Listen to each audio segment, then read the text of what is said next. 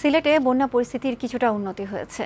নগরীর বেশিরভাগ এলাকা থেকে পানি নেমে গেছে, তবে জেলার ১০ উপজেলার ৪ লাখ মানুষ এখনও পানিবন্দী। নানা দুর্ভোগের শিকার হতে হচ্ছে তাদের।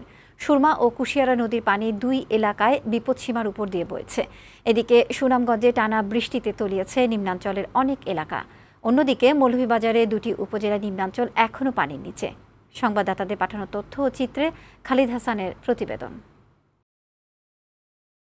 বৃষ্টি উজানের ঢলে ডুবে যাওয়া সিলেট নগরীর বেশিরভাগ এলাকা থেকে পানি নেমে গেছে, তবে নগরীর কিছু কিছু ওয়ার্ডের বাসাবাড়ি ও দোকানপাট এখনও জলমগ্ন। পানি কমে যাওয়া এলাকার মানুষ আশ্রয়কেন্দ্র থেকে বাড়ি ফিরতে শুরু করেছেন।